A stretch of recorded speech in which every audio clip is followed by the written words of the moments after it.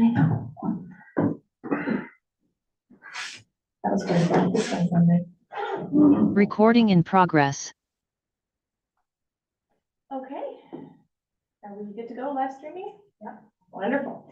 Okay, so I will call our committee of the whole meeting to order for March 13th, 2023, 7 o'clock. And just want to begin by saying a happy St. Patrick's Day to everyone who is joining us online and to everyone here this evening.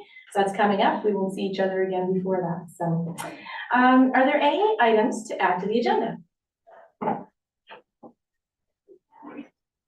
Okay, so I'm hearing none. So can I have a motion to approve the agenda, please? I'll make that motion. Okay. I'll second it. Okay, thank you, Deputy Warden. So moved by Councillor Digdon and seconded by Deputy Warden Sampson that the agenda be approved. All those in favor, please say aye. Aye. Aye. Those opposed? Right, that motion is carried.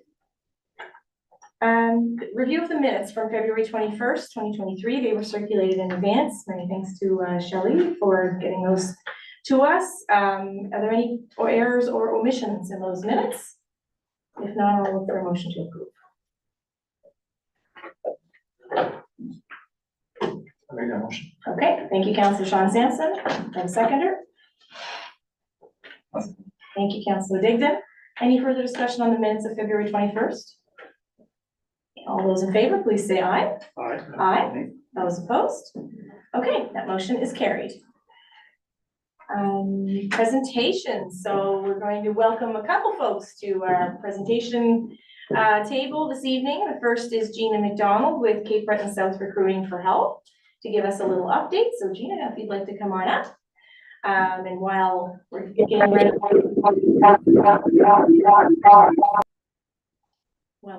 for Gina, then I will also just note for folks viewing at home that Councillor Melanie Sampson is absent this evening, taking a much deserved March break vacation. So, all right.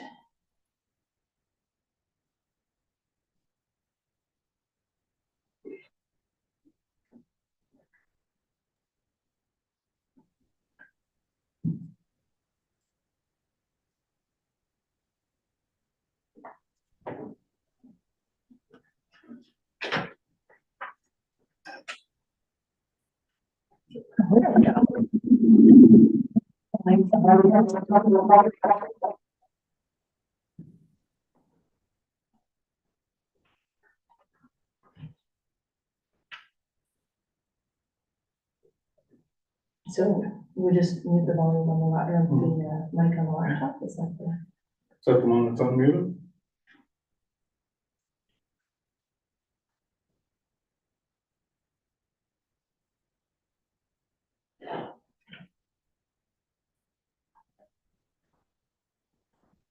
I feel like we need the Jeopardy music or I something. do, yeah. That's all right. There's bound to be a couple glitches.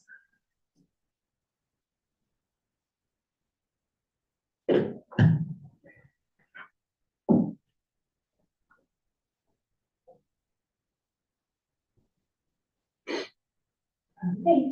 All right, perfect. So thank you, Shelley. So welcome, Gina. Thank you very much. I hope this works, but if not, we'll figure it out. So I know that most of you already know who I am, but for those who don't, my name is Gina McDonald, and I am Program Director for Cape Breton South Recruiting for Health, which is an organization that is run out of the Lord Royce Clinic, and we deal with recruitment and retention of healthcare professionals within Richmond County and the town of Port Hawkesbury. So I have been here before. I was here last year and received both financial and other support from all of the municipal councillors. So for that, I am extremely thankful. And I just came to give a little bit of an update as far as what was done in the past year and to let everyone know what the next year was going to look like.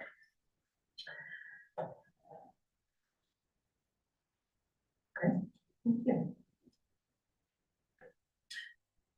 So just to give a little bit of a recap, this is what we endeavor to do with Cape Breton South Recruiting for Health. We endeavor to promote Cape Breton South, to showcase our unique attributes, to engage with the public, to build networks and generate recruitment leads, to recruit qualified healthcare professionals and to also retain them. So the ultimate goal is that Cape Breton South community members can access the health services they need. And sometimes that doesn't just include recruitment and retention. And we have been doing a lot of good work this year with Nova Scotia Health to look at, in the absence of high recruitment numbers, what we can do to help people in the community access the healthcare services that they need. So a little bit of a recap. I started in November of 2021, at which point a lot of the agenda for the next couple of months was already set. But I did execute some of the projects that had already been planned. So the first big one was the Community of Care Awards Gala, which was held in April of 2022. This was our first post-COVID event, so it was still limited numbers, still a lot of masking. It was well attended for the amount of leeway that we had to let people come and join us. And it was extremely successful online because we were able to share with the community and have them participate in the congratulations of all of the award winners. So a lot of the local healthcare professionals that were honored were extremely enthusiastic about this event going forward again this year, which it's going to. So we had we had about 10 winners in different categories, and it was a very successful night all the way around. So we also have done throughout the year recognition activities by profession of different healthcare professionals. So there's a nurses week and there is a paramedics week. And so we've used those particular weeks on the calendar to give recognition to those groups. We've covered as much territory within Richmond County and the town of Port Hawkesbury as possible. It's not possible to get to every single site, but we try to spread the thanks and appreciation as far as we can. We do that in the form of coffee, which is appreciated everywhere we go. Food, and we also had some elementary school students make up some cards for Nurses Week, which was probably the most well-received initiative that we did. They all really, really enjoyed that at the Straight Richmond. Another one is Doctors' Day. So doctors have their own special day, and we were able to visit all of the doctors in Cape Breton South and deliver some nice cupcakes and just go in and say thanks. And they're all very busy, but they were all very appreciative to have somebody come in and just show that they were being recognized for their special day. We did get 2 new physicians in Cape Breton South over the course of the last year. We got Dr. Attenborough in the Ayrshire Clinic September of 2022. And then we just had Dr. Shrestha start at the Port Hawkesbury Clinic just within the last couple of weeks. Both of these gentlemen have come to us from the Practice Ready Assessment Program, which has been very successful in this area. And we're optimistic that it will continue to be successful. We do have tentatively 2 more physicians coming in September of 2023 from the PrAP program. And we're hoping that we can qualify a few more local positions to be preceptors so that we're able to welcome more of the conditional licensed physicians into the communities. So the Dalhousie Family Medicine Retreat and Job Fair took place in St. John, New Brunswick in September. I was one of 47 presenters there, so there was a big crowd, universities, municipalities, different private companies. There were a lot of people there to represent their area, to try and converse with the different residents and convince them that they were the place to go. I was there with 9 other community navigators from all around the province, and we were really able to draw on each other's ideas because we don't feel like we're competing against each other, but rather that we are using each other's experiences and strengths to the advantage of all of the other places. So that was an extremely useful event in terms of the networking that was possible to see what was working for other communities around Nova Scotia. The Business of Medicine course was probably the project that I was the most proud of from last year. It was an outstanding event that we consider to be an extremely, extremely successful event. Using some of the contacts that were made at the Dalhousie Family Medicine Fair, as well as one of the contacts here at the Ayrshire Clinic, we welcomed some family medicine residents, both first and second year, to the Bredor Lakes Inn in St. Peters for a retreat, and we had them there for the whole weekend. We had them take a course at the Lordways Clinic from Doctors Nova Scotia that involved how to start medical practice, how to onboard patients, about insurance, about compensation models and things like that. So it was a really attractive draw for them to learn all of those things, but we were really using it as a recruitment event. And that's exactly what it was, because these people who came to the community, where they were stunned that they had never heard of us, but they couldn't believe that they had driven by that many times and didn't realize exactly what we had to offer. We took them on site tours all over Richmond County and the town of Port Hawkesbury. We took them on a trail hike through the trails in Port Hawkesbury. We took them to all the clinics, to the Straight Richmond. They met lots of doctors. We had a physician's welcome reception the Friday night of the retreat that was extremely, extremely successful. I don't ever remember there being that many local physicians in one room at one time. And it was it really was all of them. And it was so nice to see them relax outside of their office environment, to be able to stand around with all of their colleagues. It was a private reception, so it wasn't open to the public. They were able to discuss, what it was like to practice in Richmond County and in Port Hawkesbury with the residents that were there. And it was something that I'm really looking forward to with this year's event, because that was probably, to me, the physician's welcome reception was the highlight of the business of medicine course. And was that the group you visited Point Michaud with? Point Michaud was different, okay. That was the next day. Okay, So we did do, the following day, we rented a bus from Straight Area Transit, and we took them to Port Hawkesbury. We did the whole tour of the town. We took them to eat at the Fleur-de-Lis, showed them the Civic Center. We took them to the Straight Richmond, and then we circled back and went to the Lordways Clinic where they took their course. And then we decided to go at sunset to Point Michaud Beach. They were floored. They couldn't say enough about it. All of these people were they couldn't believe that they had driven by and not given us the attention that we deserved. So since then, we've had meetings with every one of the people who have come here. They've taken meetings either in Richmond County or in Port Hawkesbury to discuss either doing a rotation of their residency or opening up a practice. And so we're really, really optimistic that that will pan out. Just the word of mouth that they gave to their fellow residents, I think, will probably go a long way this year to having even more of them participate, because we do plan on doing the same thing this year.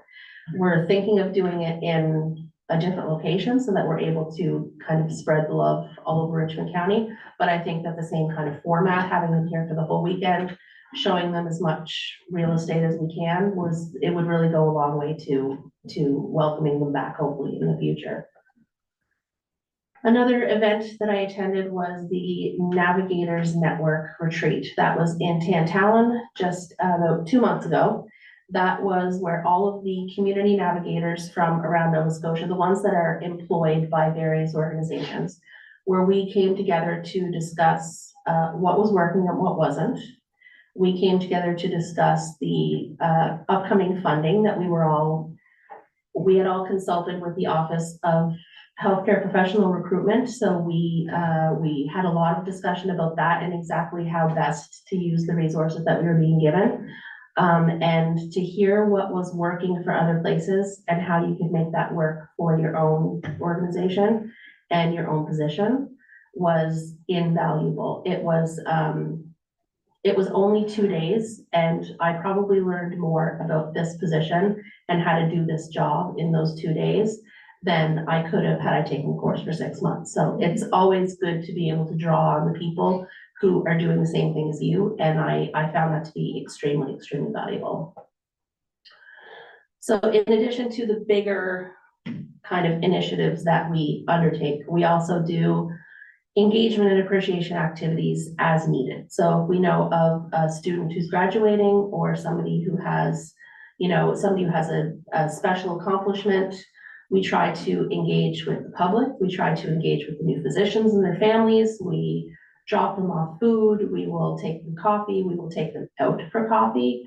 We will, we'll do whatever we need to do to make them welcome. And that looks like a lot of different things at a lot of different times, but we're able to recognize that everybody is going to have different needs in terms of how they are shown appreciation. And so we try to do that and tailor it to everyone.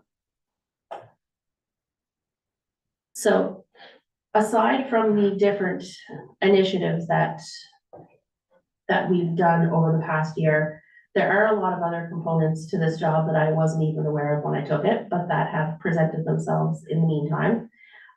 We have a joint health services working group between representatives from Cape Breton South Recruiting for Health and a lot of the senior leadership from the Nova Scotia Health Eastern Zone. And we have been working together to figure out exactly what Cape Breton South community members need in terms of healthcare delivery. So we held an engagement session, 2 engagement sessions actually, to discuss with stakeholders what they thought could be brought to the area that would improve healthcare services. And we took all of that back to Nova Scotia Health, who then put forward a business case on our behalf. And so we're just waiting to hear the results of that officially from Nova Scotia Health, but we are very optimistic that it will look very good for this area, what Nova Scotia Health has put forward on our behalf. The Practice Ready Assessment Program, virtual community introductions, I think are going to continue to be extremely important to this area because we've had so much success with it, and virtual seems to be the way that things are going now, as opposed to getting all of the people to come to the community. So we really have to figure out a way to make the virtual presentations as effective as possible. And I think it's worked up to this point because we have had matches for every presentation that's been done, and actually had 2 matches for this past presentation. So we at the Navigators Retreat had a really good working session with the director of the Practice Ready Assessment Program, who was able to tell us which direction that program was going in and how best we could support them and how best they could support us. So I anticipate that we will still have a lot of work with the Practice Ready Assessment and the defined license applicants.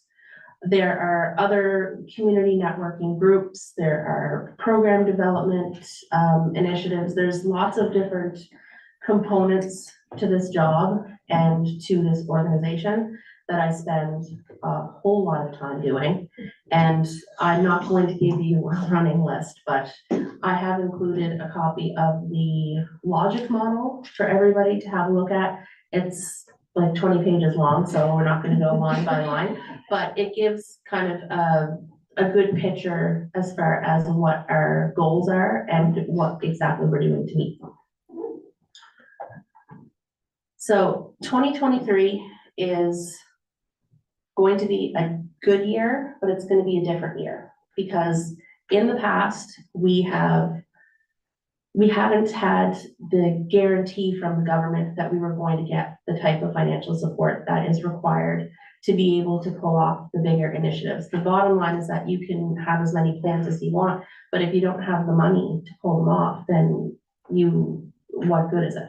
So about 14 months ago, the Office of Healthcare Professional Recruitment started to meet privately with 4 or 5 different community navigators from around the province to figure out how best to distribute a fund that they had to different communities all around the province, and how to do that equitably and how to do it appropriately when you consider all of the different circumstances of each one of the communities. So after those consultations were held, a few months went by, and then we finally got word that they were designing a grant program, and that took place in early December. So everybody had to submit funding proposals, which we did. We submitted in December of 2022. They were very project specific, so we couldn't just apply for $50,000 and have them say, here you go, I hope you do a good job. It had to be very, very project specific. We had to submit specific projects that would or would not qualify. For those specific projects, we had to submit specific budgets. We had to submit estimates for the things that we didn't have budget items on. And it was a very intense 2 weeks of hard work getting your entire next year put together in a package for the government to hopefully fund it. So it was, they've given us a lot of leeway in terms of how we're able to kind of move our schedules around just because of the amount of time that we had or didn't have to plan. And we anticipate that we will be able to go through with the schedule that we put forward to them, because they did approve us for almost $75,000 worth of project-specific funding. So I did include Cape Breton South Recruiting for Health calendar of events. This is tentative at this point because we haven't even had time to confirm everything. But this is how we kind of see it taking shape. We're trying to spread things out as much as possible to make it possible for me to be able to work on all of them and to be able to spread it out around Richmond and Port Hawkesbury. But the big highlights are the 4 large project funding items that we had, which were the Business of Medicine Retreat for 2023, which will take place hopefully in late August at the suggestion of the medical residents to ensure the most participation because of their schedules. We have the Community of Care Awards Gala of 2023, which is taking place in a month. We have a radio campaign on 101.5 The Hawk that will really kind of serve as a multi-purpose radio campaign to give appreciation and recognition to healthcare workers, to advertise some of the initiatives that we have, Cape Breton South Recruiting for Health has going on, to advertise the mobile clinics at the Straight Richmond. We're able to use our airtime for what we need to use it for and for what will help us with our recruitment and retention plans.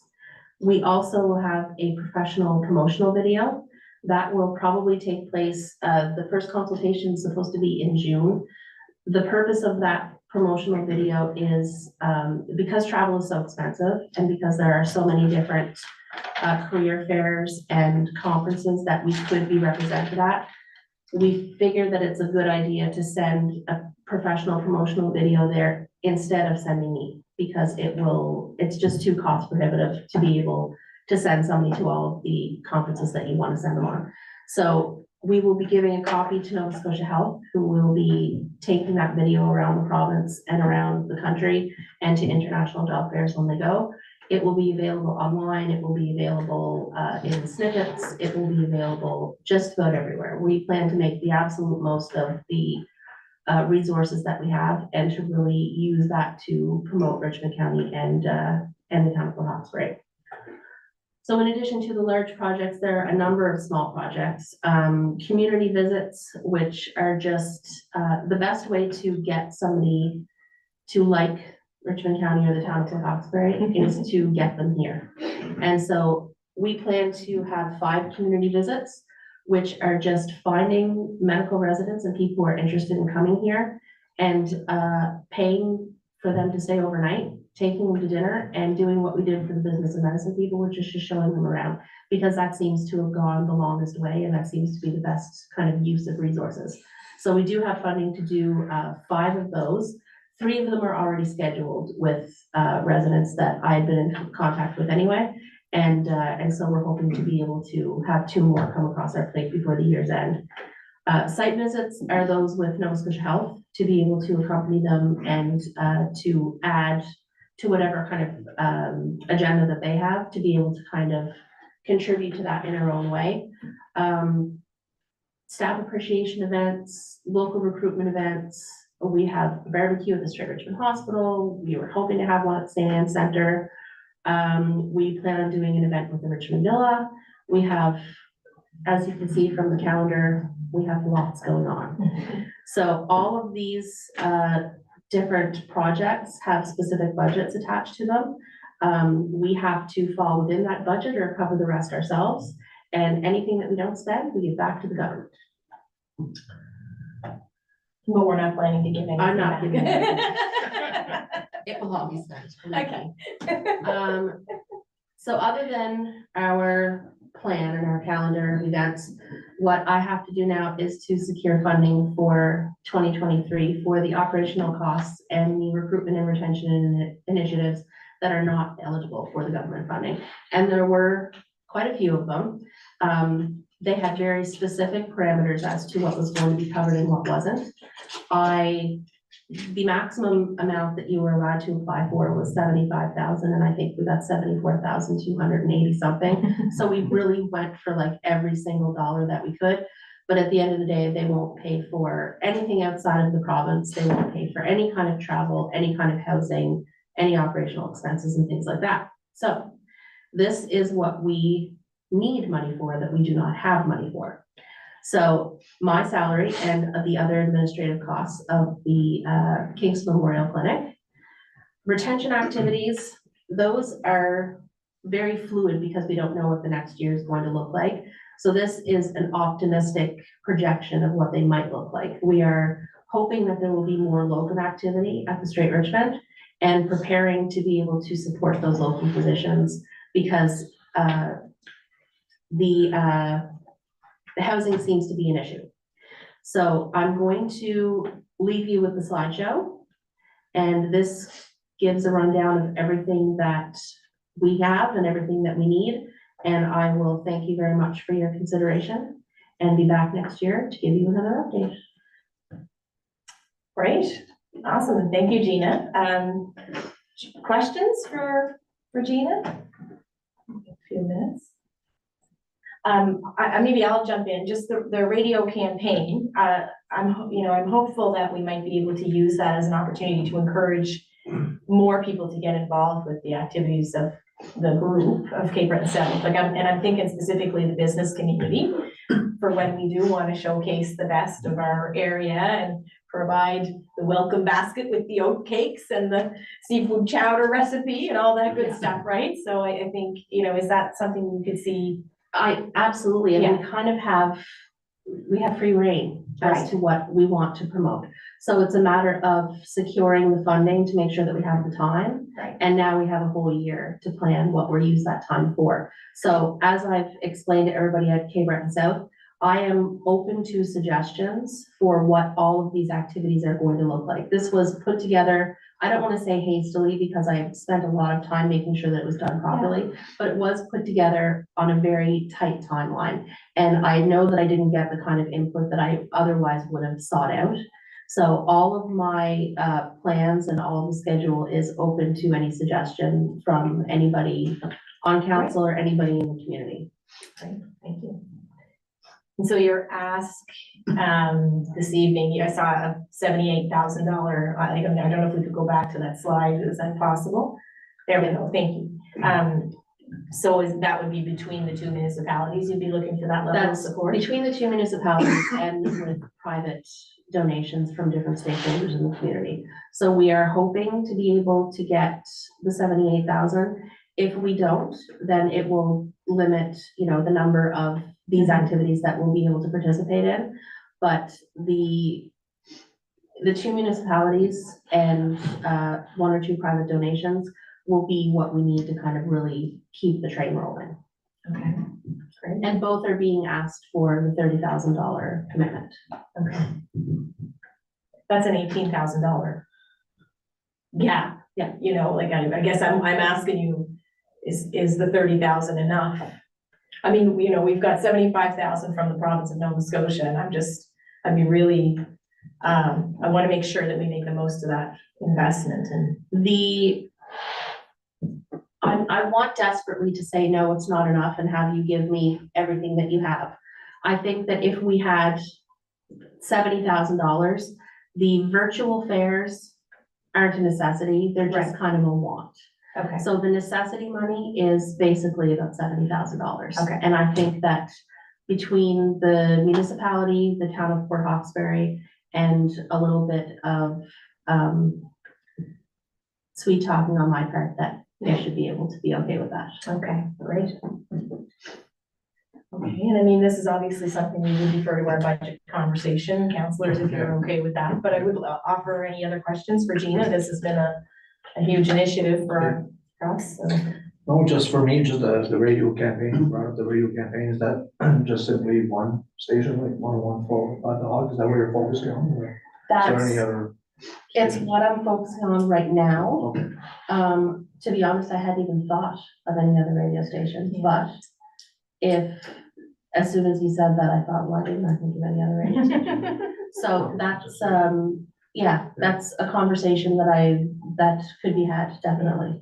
Yeah, I was actually thinking, not to cut you off, I was thinking the same thing, because we have the, C2 radio. C2 radio here, and there's also a radio station in Bowadeck. Radio. So Right. if you're gonna cover both, then it'd be, Yeah, and that's the type of flexibility that I was talking about. So we do have it for a radio campaign, but it doesn't necessarily have to go to all one place. As long as it's used for that purpose, Right. we can spread it around however is gonna be the most useful for us. Yeah, perhaps we could seek a French language partner to help us develop some French I content. already for have C2 radio. Marlene, she's at the ready. She's Oh, waiting wow. for us to, That's great. Marlene LeBlanc, Oh, yeah, okay, cool. she's ready to help out. I just Yeah, talked to her and today, same for me for radio, we could Yeah. find a Mi'kmaq partner, Yeah. who might be interested and willing to help. Yeah. That's a great suggestion, yes. Yeah, it is. I'm going to, Okay, I'm gonna dig into that. great. Anything Wonderful, else? so, yeah, any other questions? Yes, Yeah, thanks very great much. job. I know I rushed the end, but I went over because I talk a lot. That's so- okay, that's okay. Thank you very much for seeing me. Thank you, Yes. Shelley, for helping with this, and All right. I'm gonna go and let you Thanks for carry on with coming. your meeting. And I guess we would be remiss in not thanking the Dr. Kingston Memorial Health Center for being the host for this project as well, right? So Absolutely. they do a They great do job, as a lot. always. Okay, so we'll defer that budget request to our budget deliberations. And for now, we have Terry Smith coming in from Destination Cape Breton with a strategic plan update. And really happy that Gina and Terry are connecting because there could be some good collaboration there in the future.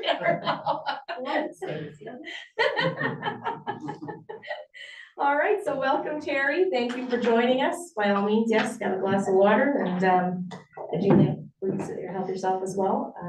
That was, you did a lot of talking there, so we appreciate it. So welcome, Terry. We'll get you set up.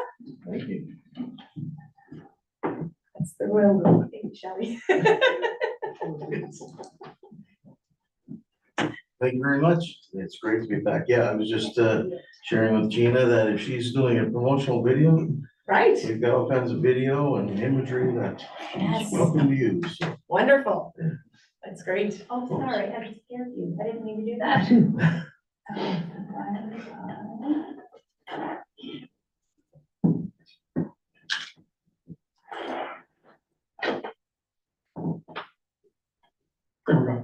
You're back.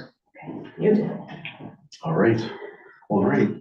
You'll recall the last time I was here talking about changes to the marketing levy, and that is progressing well. And hopefully you're going to be proceeding with a new bylaw soon to that effect. But tonight I'm here to talk about our plans for the upcoming year and share with you a little bit of what this past year was like. Just want to acknowledge we're in Mi'kmaq, Mi'kmaq name for Cape Breton Island, one of the 7 districts of Mi'kmaq, the ancestral unceded home of the Mi'kmaq people. So some results to start. This is a chart of our last 5 years of the traffic to our website. And on my screen, the last bar is cut off, but can you guys see it? Yes. But, okay, we hit record numbers this year, up 32% over last year, 1.43 million sessions. So that was fantastic. It was also a record year for clicks from our website out to operator websites, and that gives us a sense that people are really serious about making their plans. So that's something that we look for as well.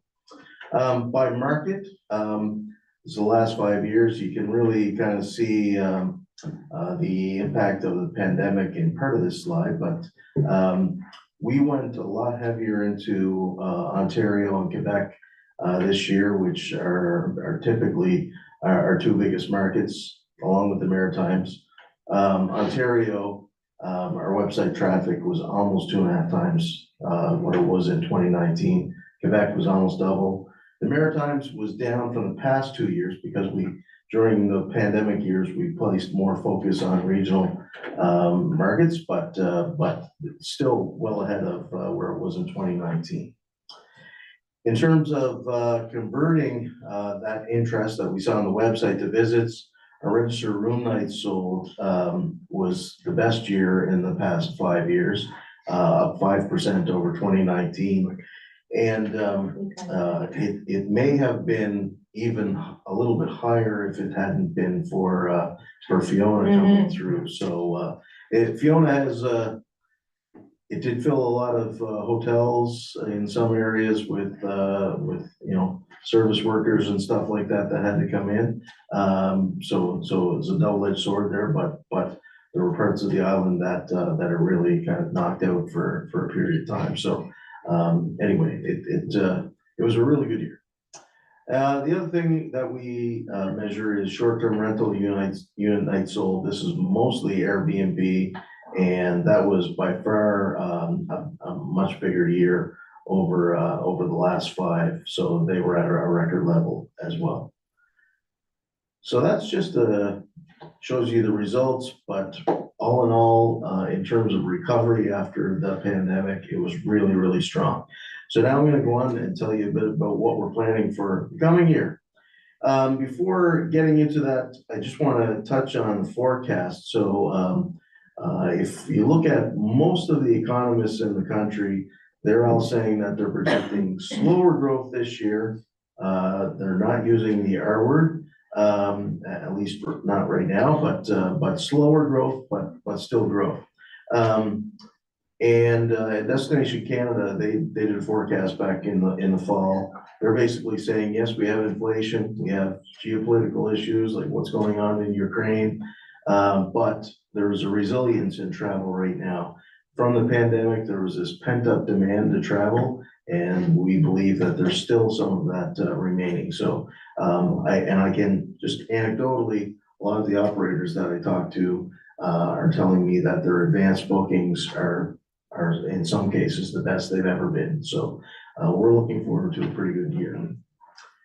So our goals, continue to enhance the brand of the island. We're going to optimize domestic visitation. We're going to focus our efforts marketing wise on within Canada. Tourism Nova Scotia will go a bit into the States. And we're going to work with partners to mitigate supply side constraints, things like the workforce shortage. And we're also going to make strides to become a more sustainable and inclusive destination. In terms of research, we know based on past research that our visitors, we can describe them in buckets of psychographic, demographic, geographic. From a psychographic standpoint, Destination Canada developed this program that put people, based on their behaviors and what they're interested in doing travel-wise, into different categories. We target 2 that research tells us come here: authentic experiencers, cultural explorers. They are people that really want to experience our natural beauty, want to get outside in the outdoors. They also want to experience our rich culture, eat local food, and they want to rub shoulders with local residents as well. So they're a really good fit with who we are as people and as a destination.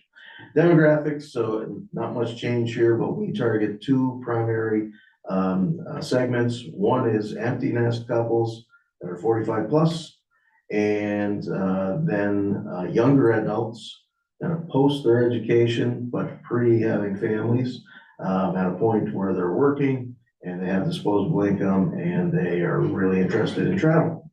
From a geographic standpoint, I mentioned there are 3 key markets: Ontario, Maritimes, Quebec. We're going to dive into Western Canada a little bit as well this year. Just want to say that's a lovely photo of the groundswell there. Terry, thank you for including that. I know, yeah, that's awesome. I got some more of that. Research, one of the things that has been a challenge for us is that we don't have a lot of Cape Breton Island specific data. A lot of what's out there is provincial, but there are new platforms that utilize new technologies. We're working with CBU right now on looking at a couple of them, but we're also trying to advocate with the province to help us, because these platforms are not cheap.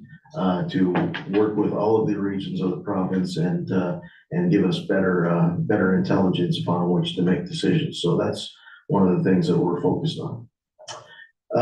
Product innovation is another area that we work in.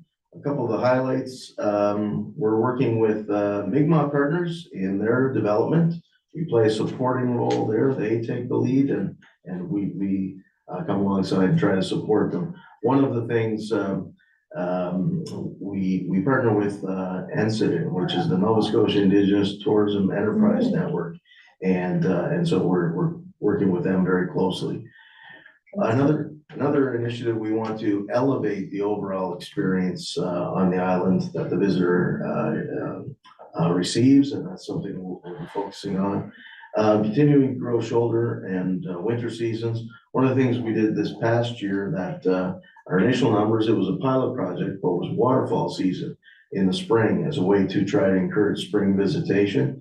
And we're going to do that again. One of the waterfalls that's featured there, Grand River Falls. So we will be building upon what we did last year, hopefully trying to drive more people to come here to experience our wonderful waterfalls. And developing niche markets with growth potential. One that would be touching on your county would be sport fishing. So we're partnering with CEPI, the Collaborative Environmental Planning Initiative. Yes. Yeah, I always have to think on sport fishing in the Door Lake. So that's one that we're looking at, and there's a lot of development that has to happen there in terms of developing guides and so forth. But it's something that we're starting to get into. In terms of marketing, there's another groundswell. Yeah. Path to purchase. This is basically our marketing plan in a slide. But I want to just highlight that the vast majority of what we do is digital marketing these days, and then content development. And then the content is almost always shared digitally, so that kind of feeds into it. But the vast majority of what we do is digital. Couple of highlights, continuing that strong focus on digital. One of the things I showed you, we had record traffic to our website. We're going to look to try to maintain that, but increase the engagement on our site. So have people come back to our site more often. So hopefully we convert more of those people that come to the site into visits. Leveraging technology is something that we're looking at as well. So we're working on a project right now that hopefully we'll be launching very soon that will personalize our website experience for a person when they come to our site, depending upon what their interests are. We're reducing our investment in printed materials, mainly because of sustainability, an effort to become more sustainable and putting it more into digital resources. And we'll also be enhancing our brand identity. We're going to develop Mi'kmaq, French, Gaelic versions of our logo, but we're also going to do seasonal treatments of the logo as well. Events. So one of the things that as we go to 2024, and hopefully we will have a 3% levy that applies to all fixed roof accommodations. We want to focus on things that can grow our industry in the shoulder and winter seasons. And one of the key things is events. And this is something that can touch all parts of the island. So we're going to lay a lot of the groundwork this year, looking at Eventscape Breton, which is a project that we have run. Used to have more dedicated resources. Our funding for that was discontinued, but we're going to work on replacing it, but really evolving it. So focusing on attraction of sporting or cultural events, working with partners on the creation of new events, and then working with current event organizers to discuss if they'd like to innovate their event, to focus more on bringing people in from outside of our regions and so forth. Continue our community festival events program. That's a program that ACOA funds and all of the municipalities on the island contribute to it. So that's going to be continuing as well. Positioning the island as a premier small meetings and corporate retreats destination is something we're working on as well. Destination development, so I would have given all of you a copy of our Rise Again 2030 destination development plan. So I know you keep that close by in your desk and refer to it religiously. But we're continuing to work on that. The 2030 vision, I'm not gonna read all this, but it's an ambitious but an attainable vision. So within that, there are a number of things that we're going to prioritize for this year. Continuing to work with partners to address the workforce shortage. So we've done workforce shortage solution sessions around the island. We had a great turnout in St. Peter's for one of those sessions, where we just had a recruitment readiness webinar with some partners. We're working on a mature workers campaign with the Tourism Industry Association. And there are a number of other activities that we're working on there as well. We're going to develop a sustainable tourism plan for the island. And we're also going to focus on enhancing the position of the island as a marine tourism destination. So we've got a partnership that's been formed. There have been iterations of this happening in the past, but we're bringing it back to life. But there's a partnership formed with St. Peter's Marina, Waterfront Quebec, and the Benyon Marina, and we'll look at bringing some more partners on board as well. But we're going to elevate the destination as a boating destination. I think that's it. Yeah. Wow, great. Can I just say thank you for bringing a presentation that was so filled with Richmond County's natural assets. Well played, sir. There's lots of beauty to choose from. There is. All right, so any questions for Terry? Okay. Yeah, just, I know you noticed that you mentioned the labor shortages numerous times, right? So, yeah, being in the industry myself, yeah, it's a challenge for sure. Yeah, for sure. It's complex, so. Yeah, absolutely.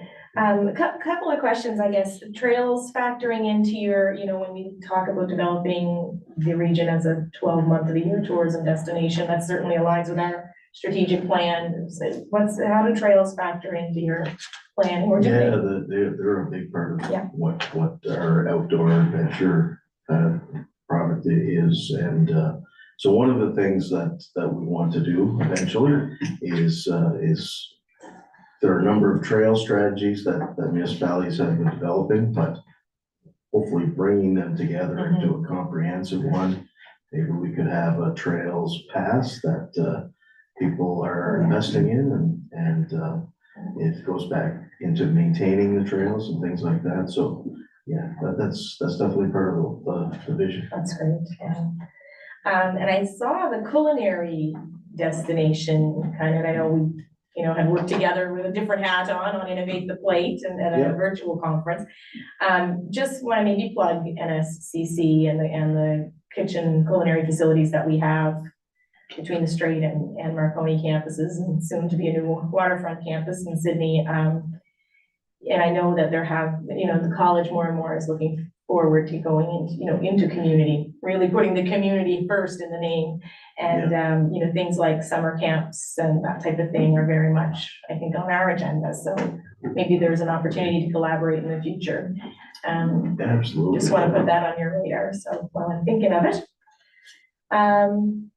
Okay, any other questions? No?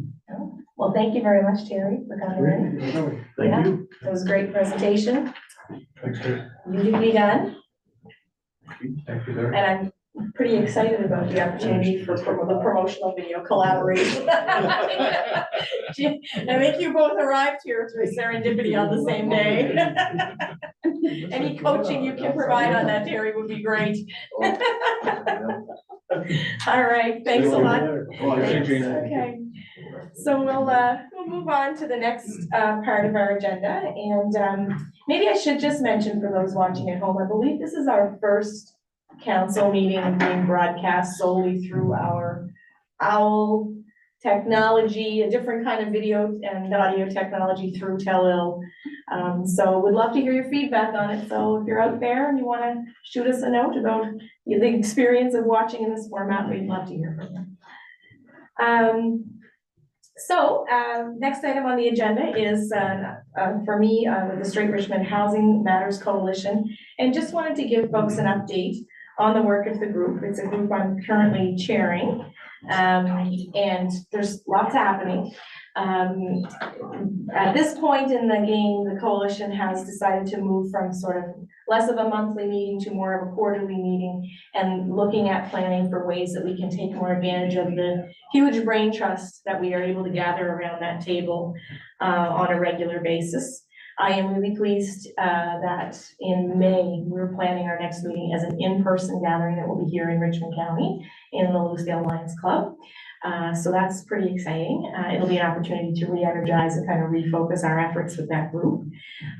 We'll have several project updates, including an update, hopefully from both the group forming a provincial nonprofit housing association, but also the Port Hawkesbury project to work on, specifically developments to the town, but then in generally regional nonprofit association that would be formalize kind of the housing efforts that are underway in the region.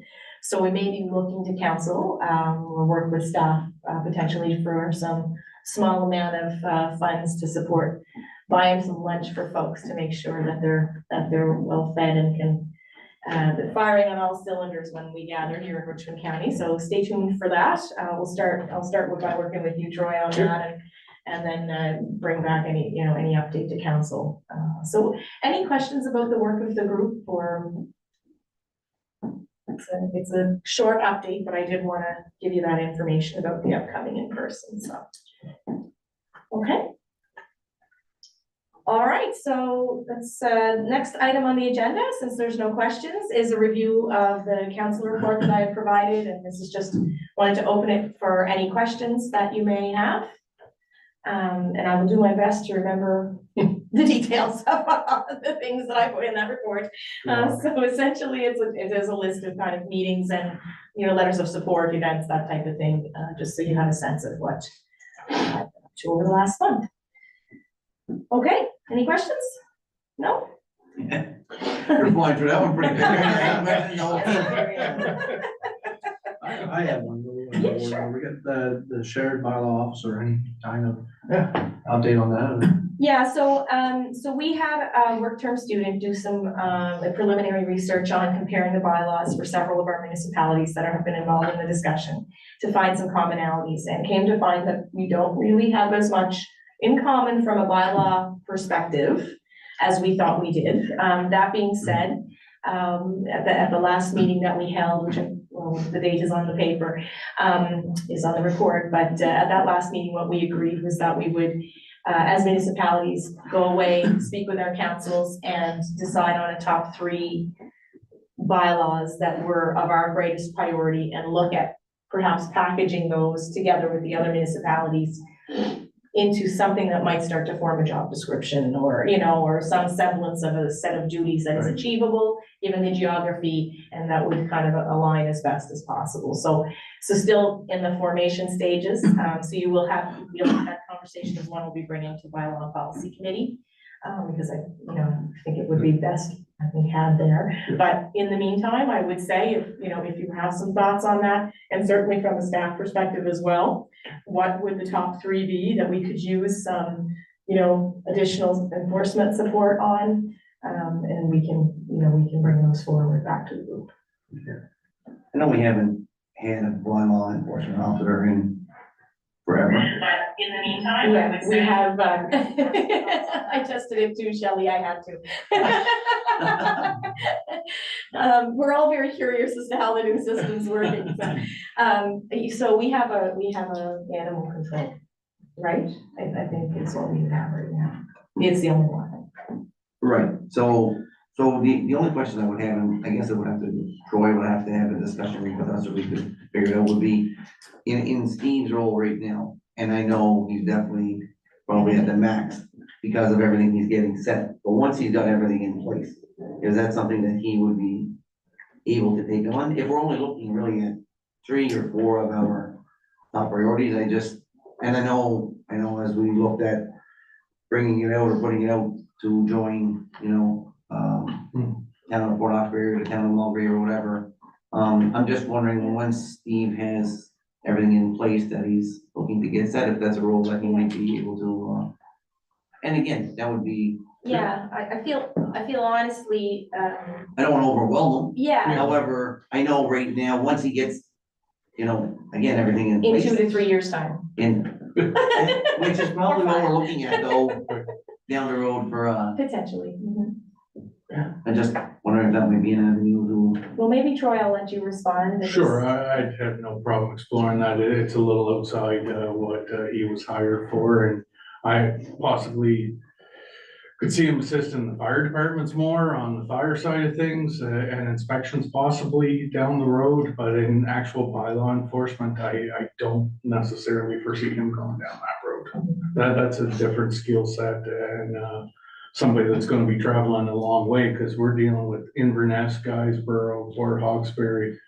That's some pretty big geography, and he's gonna have enough on his plate, and I've worked with full-time Remo directors in the past. There is no downtime with these guys, even once plans are well established, because there's always training, onboarding new people, and keeping the document live. Because the worst thing in that role is stale information. You pick up the phone when the bell rings and that phone's no longer in service, or the person you need is no longer at that phone number. So yeah, by all means, anytime a new job is needed, we're gonna look internally first to see if there's capacity. I just don't know if the stars align in that role, but I'll keep that in mind. Thank you. And again, I wouldn't venture outside of the county of Richmond. Right, yeah. You know what I mean? Yeah, I wouldn't- it's a good point. I think right now we're I think we had agreed to pursue this. Oh, collaborative 100%. model, Yep, to see if we can get some legs under it, so. Yeah, I like the approach of the top 3 or 4 common ground situations, right? So if the rest of it, the municipalities or the communities are not too much on the same page when it comes to bylaw policy, if 75% of it is Right. 3 or 4, Right. then, he just has to worry about 25% of what's different, more or less, right? Yeah. Within the different municipalities. and Madam Warden, that's what we talked about as well, is Yeah. it's a perfect opportunity to try and harmonize some of the bylaws. Right. So that the rules don't change when you go from Port Hawkesbury to Richmond to Inverness. Right. It's great for our visitors, it's great for our enforcement, so that every time they switch, they're like, oh, we can have fires, we can't have fires, all that stuff, right? So it's a great opportunity, and this is how it's worked in the past too. Find 1 or 2 that work, and then build a system, test it out with those 1 or 2 bylaws, and build on that once we get the buy-in and show that the model works. Mhm. Because there could be a number of bumps in this road that we can't even foresee at this point, just with the sheer geography. Mhm. So, For sure. Okay, thank you, Troy. Thanks, Councilor Digdon. Any other questions on the council report? All right. Okay, so we'll move on to community acknowledgements, and I know I have a couple, but did want to kind of invite Councilor Sean Sampson to see if he might want to talk about a birthday celebration that he went to this weekend. Yes, yeah, I was invited to Tilly Landry's 90th birthday party, and it was an honor to be her, and she's a family friend of my parents, so they know her well, and I know her from the community, so it was an honor for me to be there and celebrate with them. So she got a lot of recognition from starting from the municipality right up to the Prime Minister of Canada. So it was great, yeah. I heard that at the breakfast in the school Sunday, that the family was very pleased with Yeah, that, so. for sure. it's pretty exciting. Yeah. Cool. Are there any other community acknowledgements before I jump in? I'd like to, I believe where we, acknowledged, Ronnie LeBlanc for our, I guess. Volunteer Our of the month volunteer for of the month. February, yes. So just a little comment for Ronnie is, he's been an active member in the community for over 30 years. Currently the president of the school civic improvement center. You know, he can be found volunteering at, you know, bingos, card plays, darts, the songwriter circle. He's at the breakfasts, he's, you know, he's willing to partner with other communities to make things work. Whether it's the ATV riders, the yacht club, you know, he was one of the key players in starting the Alvin Chase Days, which helped a lot of the organizations and a lot of the community halls, kind of get out of the hole, I guess, is the best way to put it. He's had a successful career and recently retired. So, you know, his, volunteer hours definitely don't go unnoticed. And, you know, I'd just like to, thank him personally and from the county of Richmond for all the hard work and the dedication that he does. Well said, well said. And, if, you know, it's a good segue to the congrats I had for the School Civic Improvement Society on the breakfast this weekend. I believe they had over 200 people through the hall, which is pretty phenomenal community spirit. And I have been attending many of them, and the turnout is really strong at various community halls. So, yeah, so all thanks to people like Ronnie, who was sporting his green tie. This is very sharp, so. Yeah, I remember yeah. walking in this weekend, and as soon as I walked in, I was like, there was no one in the lineup at all, and as soon as I paid and got my ticket, I looked at my watch, and looked at my phone, and they're like, yes, this is the time. I was This like, is the time. 8:30, if anybody wants to walk right in, because at 9:30 or so, Yeah, they're it's standing in line, because it's, Yeah. like you say, over 200 people every weekend, right? That's So right. every time they have it, so Worth it's the a wait. great, yeah. It's a Worth the very wait. good skill. Yeah. So, few other congratulations I just wanted to mention is to the organizers of the recent provincial high school hockey tournament, which was hosted at Richmond Arena. It was, I think, a very successful event despite some false start with the bad weather that moved in, and they had a bit of a formal opening on the evening of Saturday, and it was very nice of them to ask me and a couple of others to speak. Their energy in the Richmond Arena was very, very high, very exciting that evening. And I know I wanted to let you know that I encouraged all those visitors to come back and visit us in Richmond County and not wait for the next hockey tournament. So congrats to Rob McDonald and Samantha Martell and the whole team on putting that all together. Also wanted to say a huge congrats to the organizers of the recent East Richmond ATV Riders Rally. I believe there were something like 280 registrations for that event, close to 200 ATVs, UTVs that participated. So was really impressed with their dedication to safety. They worked with the RCMP, who had a very supportive presence at the event. And just, you know, congrats to them on pushing forward with those types of fundraisers and the trails development they're doing. And of course, I also have to congratulate the St. Peter's Community Club on their dinner theater success in February. They do have another show coming up on March 26th as a fundraiser to the Dr.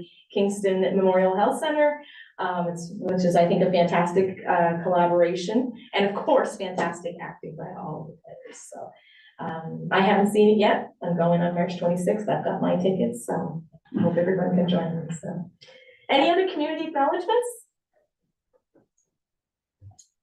All right, I know lots of folks are going to be having St. Patrick's Day celebrations in halls, and so best of luck to all of them with those activities as well.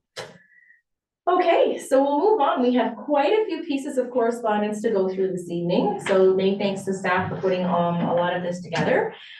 So the first is from the Eastern District Planning Commission. So each year we do need to do I guess a bit of reappointment of the district planning staff to make it official in our books, so that they are acting on our behalf. So the appointments were circulated to us in a letter from the director, John Bain. So we're just looking for a motion, and I'll word the motion because he has very thoughtfully written it out for us. So I'll word the motion and then I'll look for a mover and a seconder if that's okay. So the motion is to approve the appointments. The appointments of the positions for the 2023-2024 Eastern District Planning Commission staff effective April 2023 as follows. For building inspection, building inspectors, Harry Martell, Andre Sampson, and Sean Donovan. Alternates being David McKenzie, Jonathan Martin, and Luke Ross. And special constable, Sean Donovan and Jonathan Martin. Appointment of Development Officer as Andrew Jones, with alternates John Bain, Wanda Ryan, Don Sutherland, Kristen Nudskoff, and Michaela Tate. Fire Inspector appointments of Harry Martell and Andre Sampson, alternates Sean Donovan, David McKenzie, Jonathan Martin, and Luke Ross. Dangerous or unsightly premises appointments, administrators Jonathan Martin and John Bain, with alternates Luke Ross, Harry Martell, and Andre Sampson, and special constable Sean Donovan and Jonathan Martin.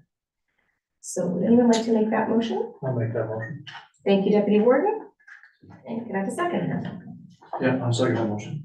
Thank you, Council John Sampson. Any further discussion? Yes, go ahead, Troy.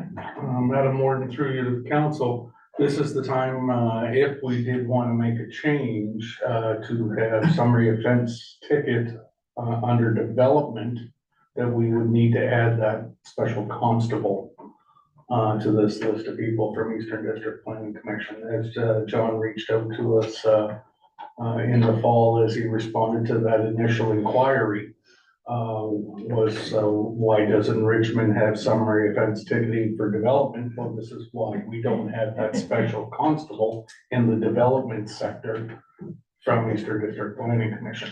If council is willing to take that on and have that position, then we would need to include that, prior to our council meeting on the 27th of March. I have reached out to EDPC to see what the cost change would be for this, but unfortunately their executive director's off for a few days, so I couldn't get an answer for that. I can have it for you for council. Okay, So by all means, the motion tonight can be fine and it can be amended at our council meeting. But think about that as well. Don't let that fall off your radar. This is the time we need to change that if council wants to entertain that function. Yeah. Within our county or deems it even necessary. Okay? okay. We could even make an additional motion at the council meeting. 100% you can. Okay. So in the write-up, Madam Warden, it says, so is that for, it says right here, like special constable, but I don't want, and it's written for the county of Richmond only. Yes. Is there a reason why they have it there, but yet we don't have the, So it's special constable on building inspection and on dangerous and unsightly premises, but there's no special constable on the development Right. permits, right? So that is the addition that Troy is talking about that we would look to add, potentially, if that's the wish of council. Okay, so maybe Troy, if you want to get that information from John Bain, and then we could have a little briefing note or something on it for our regular Absolutely. council meeting, Absolutely. if you can get the info. Okay, We will is try. that okay? yeah, that's perfect. Okay, great. Just wanted to make sure. Yeah, Thank you. awesome. That's great. Have that on the radar. Okay, so any further discussion on that motion? Yeah, all those in favor, please say aye. Aye. Aye. Those opposed? Okay, that motion is carried. So, the next item on the agenda is, I guess an application, information from the Cape Breton Fiddlers Association. So it didn't come in the form of a grant application. No. It's come in the form of more of an information package. I know that they have some events coming up. We're looking for some information as to whether or not Richmond County could potentially financially support some of their activities to celebrate the 50th anniversary of the Cape Breton Fiddlers Association. I know they have a banquet coming up in May, but CAO Troy, I think you and maybe Shannon have collected some additional information as well. So if I can ask you to speak to that. Sure, I'll start off and then for the specific details, I'm gonna defer to Shannon. But again, we looked for clarity on this as well because we were seeing that maybe this needs to come in as an actual grant application. But they are hosting concerts in our area. They will be hosting instruction in our area to commemorate their 50th anniversary. And this is all through the spring and summer of 2023 with the culmination in the fall, I believe. And numerous other municipalities have already secured or defined their contribution. And they are looking for a contribution from us. I'm thinking as we get more specifics, we can have it ready for budget time. If they need it prior to budget, we'll come back to you with that. But The concerts are upwards of $10,000. The instruction is $4,000, $5,000, $6,000. So they were looking for somewhere in the range of 2,500 to 5,000. That's what the other municipalities have done, just to give you a range of what they're actually looking for. Okay. And if there was a timing issue, I think we could treat it the way we do kind of like heavy garbage, or, you know, where we take a special Right. motion of council. That would then kind of inform the budget, because I think our budget, we might maybe get it approved before May, right? So, Yeah. okay, all right. Great, so any questions on that? Would it make more sense to have a specific ask on this, just so we're all on the same page, like? I thought the same thing too. Yeah. Like when I saw it, there's no defined ask on this. Only because if we include it, let's say, in budget as some kind of contribution, in theory, maybe it's similar to somebody else applying through the grant Right. process, and say, well, how did they, you know, they may say, how did they get it just thrown into the budget, and we had to apply, you Right. know, specifically with, you know, all these details and so on. Yeah. So, Yeah.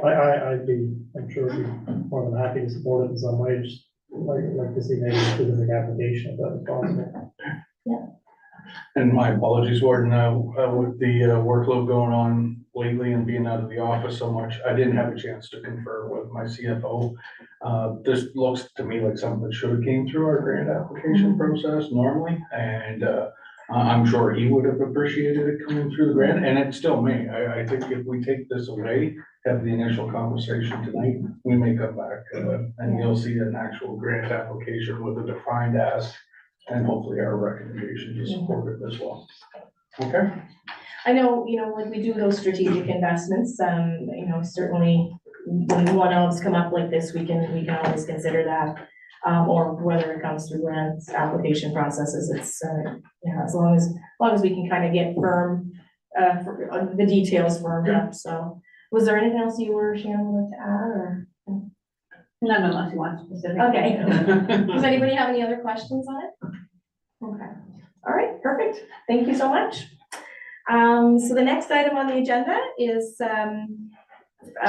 correspondence from Natalie Stevens regarding the Autism Acceptance Month flag raising. She has requested that Richmond County do a flag raising ceremony on April 2nd.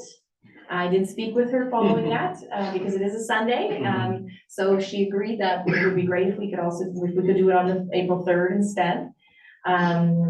So we could, you know, consider having it that day. We currently don't have the autism flag raising in our flag policy, so that's why we're bringing it to council to see if council would be supportive of recommending that we go ahead and organize that staff organize the Autism Acceptance Month flag raising and proclamation ceremony on April 3rd, and that we advertise an invitation to residents in local media. Would you support of that? I'd be willing to make that motion. Okay, thank you, Deputy Warden. Second, thank you, Councillor Digdon. Okay, so I think we did that last year as well. we did do it last year, yeah, and it is something we may want to consider, you know, I know we've got a lot on the bylaw and policy agenda right now, but down the road, we may want to consider adding some of these repeat requests in for sure, so, yeah. Okay, so any further discussion? All right, all those in favor, please say aye. Aye. Aye, those opposed? Okay, that motion is carried. So, while we're talking about celebrating and flags and all that good stuff, the Gaelic Council of Nova Scotia has also communicated with us about the month of May being kind of a month to celebrate Gaelic language. They're asking that we consider organizing a flag raising and proclamation ceremony for a date in May. And again, bringing this to council to see if there will be support for that.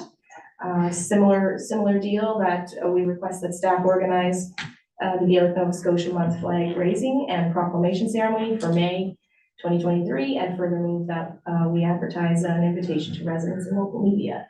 I'll make that motion as well. Okay, thanks, Deputy Warden. Can I have a seconder? Yeah, I'll second that motion. Okay, Councillor Sean Sampson. Any further discussion on that item? So I was actually, I had a resident approach me about this, it came up in discussion, I don't know, if it's Thursday or Friday, and I only looked at the package Saturday morning, so I didn't even realize it was on there yet. But anyway, I in the meantime, I asked her to reach out to Shelley, and It's not coming from the same person, but she had mentioned at the time, she has a flag, she'd be more than happy to Oh, provide great. to the county as well and so on, so. If she hasn't made contact yet, I can make the connection there and, That's fantastic. Awesome. Getting the flags on time can be a challenge Yeah. sometimes, so that's yeah, so really. this is May, so there's lots of time. Yes, yeah. Yeah. Yeah, for sure. We were on the hunt for one last week and Yeah. trying to find it and see sometimes people come with a flag and then leave with it and we still have it in our head like it's here, so you're hunting for it. Yeah. You know, but it's all right. And I will note that the theme for this month is, Gaelic Nova Scotia month is saying yes to Gaelic. So my goal is gonna be to learn how to saying yes to Gaelic in Gaelic during that month at some point. So someone can school me on that. You can help me on We that. can help you with that. All right, so any further discussion on that motion? Yeah, all those in favor, please say aye. All right, Aye. Those opposed? Okay, that motion is carried. All right, moving on, we've got a letter from Jordan, Tomey, I think it is, regarding Purple Day, that council, proclaimed, March 26th, 2023 as Purple Day. There is a proclamation draft that was provided. And we'd just like to know if council would be supportive of passing a motion to make that proclamation, and if so, then I'll go ahead and read it out. If I can get it to I'll make that motion. oh, look, that's ready. you were ready with your purple ribbon.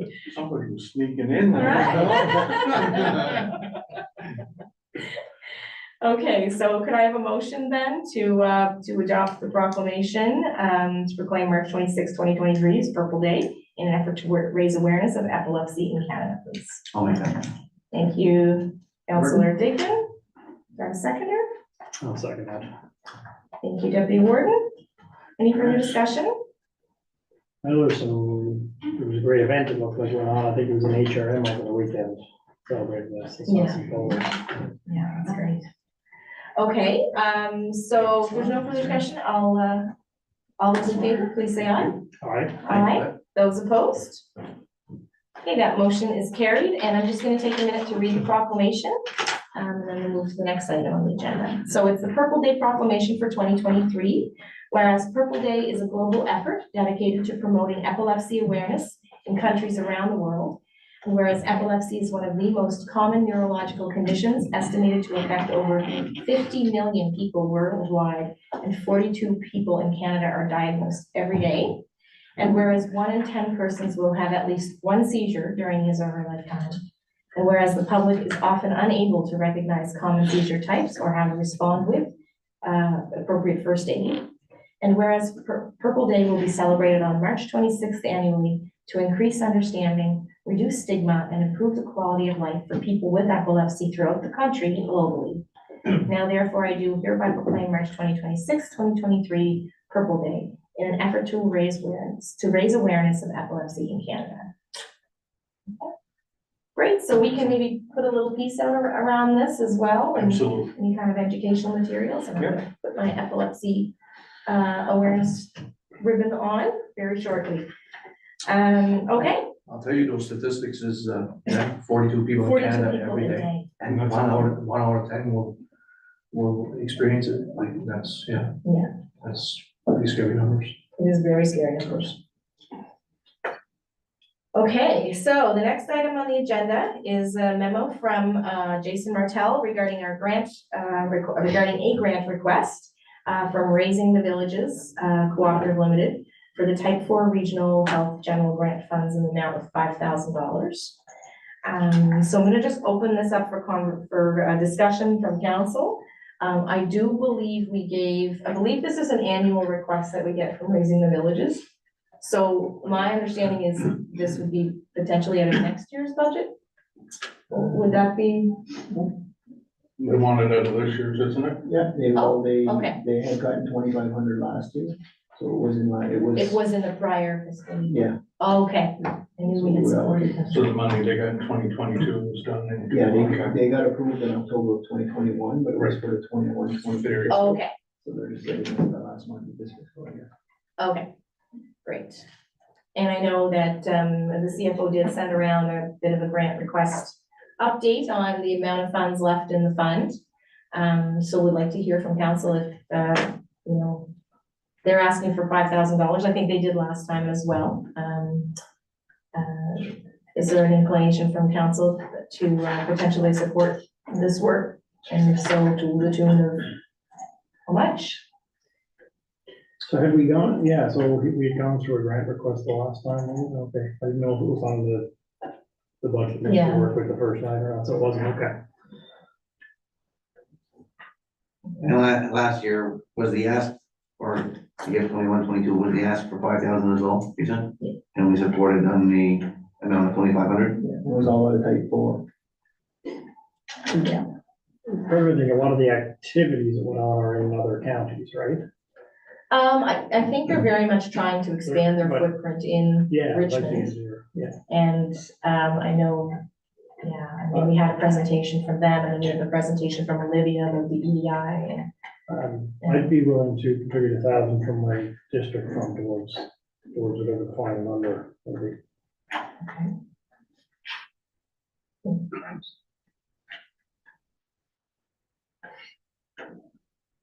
okay, and I'm just trying to load up my, You want to ask Madam Clerk, Jason, do you have the amount left in our, Yeah, there's 650 in both yours and Sean's. no, I mean in the, in the Oh, yeah, regional. sorry, yeah, 4888. What's the balance in that fund? 4880. 4888. Mhm. So, to get to the, you know, the amount from last year with, you know, with, the deputy warden's contribution of 1,000, and I don't believe I think I have expended all of the funds in my district account, so, or I would contribute as well, but, anyways, to get to the amount we funded last year, we would need to add in 1,500 from the regional fund, you know, to get to the amount we did last year, or we would have to add 4,000 from the regional fund to get to the amount they're requesting. So I, you know. Any thoughts on making a motion to that, to one of those two scenarios? yeah, I'm just looking, we're almost at the end of our budget year. What did you say is left in District 2? 650.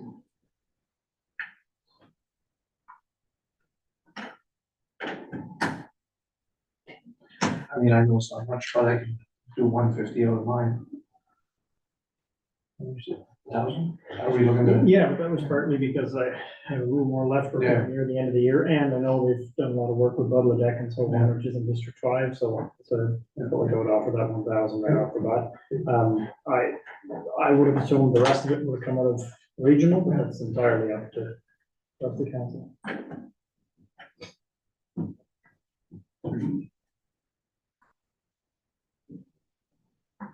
All right, well, would councilors be supportive of the full 5,000, or do you feel that that sets, you know, that's too high a bar? You know, Yeah, doesn't leave us too much left in the Proceed regional. years. if we- Well, yeah, there's not much time, and sometimes it's thinking ahead to next year too, as to whether or not we can be able to support to that amount every year. I think I'd be willing to, 3, 4, 5, I think I'd be willing to put 350 from the District 2 fund. Councilor Slamson's put 150 from his, that makes 500, and then Deputy Warden put 1,000 from his, that makes 1,500. As a rule of thumb, we usually go, I like to say 50 cents to the dollar kind of deal, we kind of try to, you know. yeah, their expenses that they've put forward are much higher than the 5,000. I don't mean in that, I mean taking it of the Oh, I see. type 4, so I would be willing to make a motion for $3,000. I know it's only $500 more than we gave last year, but it doesn't run us dry, yet it's still So 1,500 from the From regional. 1,500 from the regional and 1,500 from, I'd second that.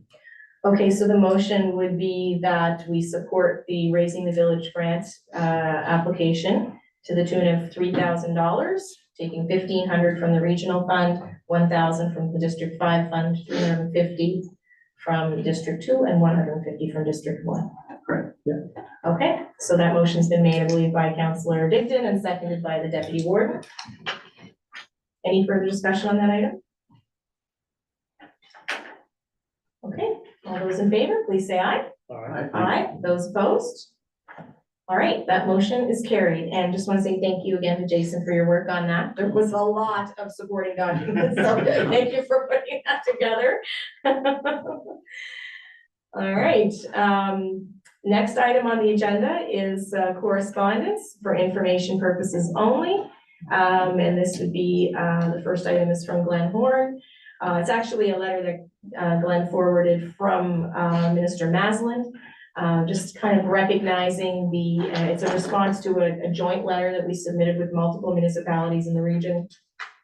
And the response is, recognizing that reliable cell coverage is important.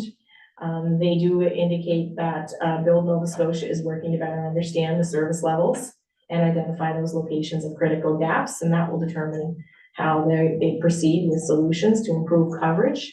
Minister Maslin does refer to the Internet for Nova Scotia initiative as, and the extension of the fiber networks happening there, as potentially helping to improve the business case for cellular providers, because that infrastructure, of course, would be, have more than one use besides just internet, and hopefully we have some options there for use of it for cellular coverage. So, it doesn't give any timelines or concrete actions at this point, but it is an acknowledgement of the letter that we did send jointly. So any questions on that?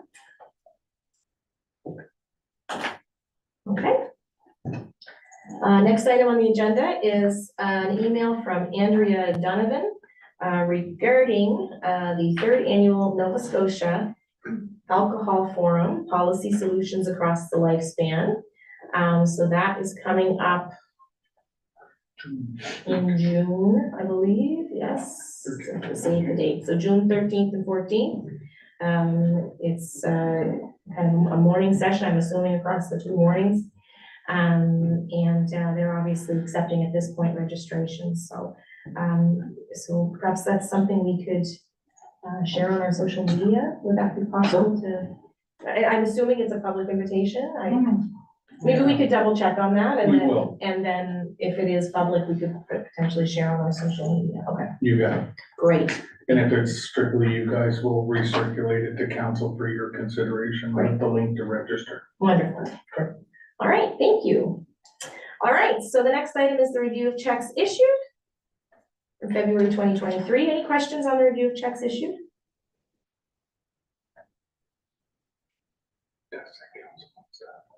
Oh, okay. Okay, and Troy is just mentioning that invitation to the 3rd annual forum is for council and staff only, so we'll. Because they're trying to develop policy. Okay, no questions on the review of checks, so we'll just move on to the review of action items. Any questions on that? Okay, we had no items added to the agenda, so we'll open it for a 15-minute question period. So this is not restricted to items on the agenda. Would encourage members of the public, if you have a question, to call in. The phone number to call is 902-226-9885. That's 902-226-9885. We'll give it a few extra minutes in case there's even more of a delay. That's right. That's right.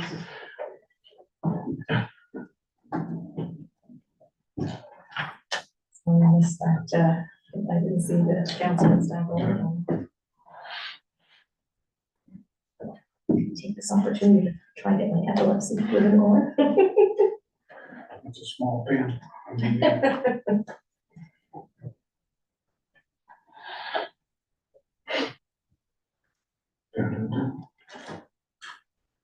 Okay, let's go. Maybe we answered the question already. Maybe we did. I expected a green tie tonight, but I might compliment. Yeah, anyway, talk to me after.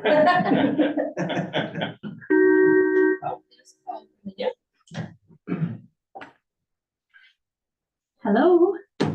Well, hello. Hi there, you've reached the council meeting, it's question period. Did you have a question? I sure do. Could I get your name? Good evening, everybody. It's Dolores Callahan. Okay, Dolores, your connection's a little scratchy, but we can hear you. Okay, I don't know how to make it better. Is this any better? Yes. Yes. Okay, I'll make it right quick. I have two questions. The first one being, what are your timelines when you have inquiries from the public, whether it be written, email, text, phone calls? What are the timelines for responding to those inquiries? So I think that would depend on a lot of things. We don't really have one timeline for every kind of question. I mean, some questions are more complex. They take a little bit more time, but I know that, you know, as counselors and staff, I know that we make every effort to get back to people in a timely manner. But, you know, depending on the complexity of the question, Dolores, would definitely impact how long it would take to get back to somebody, for sure. Okay, so you don't have any sort of parameters around, you know, we've acknowledged or received your inquiry, we will, you know, get back to you within 24, 48, 36, whatever. So I know the practice has often been to do that, but again, we can't really say we're gonna get back to you in 24 hours if an issue is very complex in nature, for sure. But I think what you're suggesting is that maybe we develop a service standard, potentially a policy around that. You know, and that's definitely something we could consider, you know, maybe pushing forward to our bylaw and policy committee meeting. Okay, and the other question that I have is, does the public have an opportunity to weigh in on any suggestions made by council to the Eastern District Planning Commission? So through our planning advisory committee, we have members of the public participating on that committee along with members of EDPC.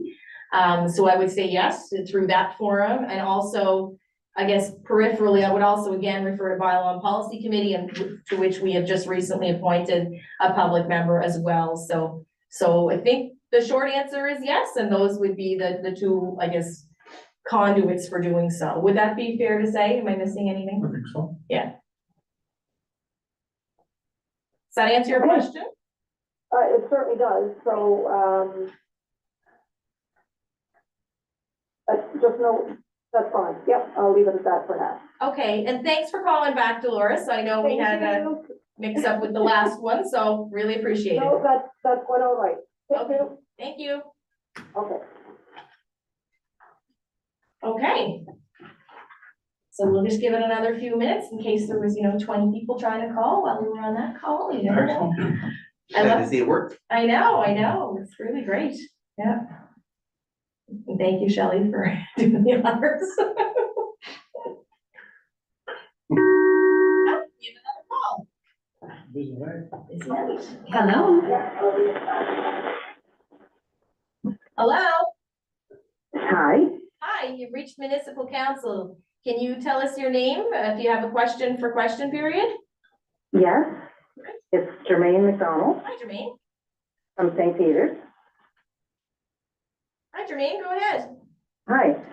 So a question I would like to ask, one is when it comes to the EDPC public meetings, I'd like to ask if the Richmond County Council would consider posting their public meetings on our Richmond County website. Okay. I think right now the notice of meetings get posted on the EDPC website, but you're suggesting that we also post them on the county one? Well, I don't think that the public ever knew that they were being posted on the EDPC website. Right. And what we were told was that they were posted, I think, on the bulletin board at the Civic Center in Port Hawkesbury. Right, yeah. So, Yeah. I think something in our own municipality would be nice. Yeah, I think it's, probably a great idea. I don't see any reason why we couldn't do that. Maybe we could check in with John about giving us the schedule and then get those up and, we could put them on our calendar the way we do our committee meetings and stuff. Yeah, that would be, we'd appreciate that. Yeah, okay, we'll look into that for sure. And the other thing for the summary tickets, and the, like, with an enforcement officer. Yeah. When you're gonna be speaking to that, you know, is there gonna be any, public input on that in the way of suggestions, such that, you know, would there be any kind of an appeal process put into place, that kind of thing? Because right now, I think we're short on appeal processes when it comes to development. Right. We'd have to look at what's possible within the MGA. Right. But it's definitely something we Sure. can take under advisement, Jermaine. Sure, for sure. Just wanted to put it out there. Okay. And somebody wanted me to ask a couple of other questions, and it had to do with the property tax sales. Okay, And so the first question was whether or not, if there's liens on a property and the county accepts less than what is owing, is the remainder put out as a lien against the property owner? I would have to defer to staff on that, not- so we don't, so Troy, It's just maybe over written you. off, is it not? I'm not really prepared to answer that. Okay. We would have to get back to you on that, Jermaine, so we can Okay. take the answer back to our next, to our next meeting. And the other part to that question was the reverse of that, and it's if the municipality gets excess money for a property that's sold as a property sale, can the property owner ask for the difference between what was owed and what was received by the county? So, I have a strong opinion on that one, but I believe we'll have to get back to you on that one as well. So can you leave those with Okay. us? Yep, that's great. Just wanted to put them both out there for, to ask the question. Great, thanks so much. Okay, thank you very much. Okay, bye-bye. Okay, bye-bye. Okay, we'll just leave it open for another minute or two for questions. So the crackle was happening on our line, I think, Could be, because I heard it on both on both calls. calls, For like that. Yeah. More likely. We'll have to make them. so we'll do a test. Unless they're using the same phone. Well, yeah, Oh, yeah, worth checking into though, I think, just to Absolutely. see if there's an issue with the line. there shouldn't be any more interference. Because we're right on top of our motor, Yeah, and it shouldn't affect that, but we'll see, okay, we'll test it out. great. Okay, well, I think we'll call it for question period, so thanks very much to our callers for calling in. Just wanna say thank you again to Shelley for staffing the phone, helping us through that. I have to say, I think that format is, seems to work well with the technology we have in the room this evening. And again, encouraging members of the public, if you have some feedback, on the quality of the recording, please let us know. We're gonna test this out for a little while. If we need to make changes, we will. I have already heard some feedback that maybe some of the images are a little blurry, so I don't know, we can maybe look at that going forward. So we will, I think at this point, I'll look for a motion to move us in camera for contract negotiation discussion. I'll make that motion. Thank you, Councillor Dickon. Could I have a seconder, please? I'll second that. Thank you, Councillor Sean Sampson. Any further discussion? All those in favor, please say aye. Aye. Those opposed? All right, that motion is carried, so we'll move in camera. We'll take a quick little break. Thanks so much to staff for being here and for Thanks, members of the guys. public for watching. Thanks, Shannon.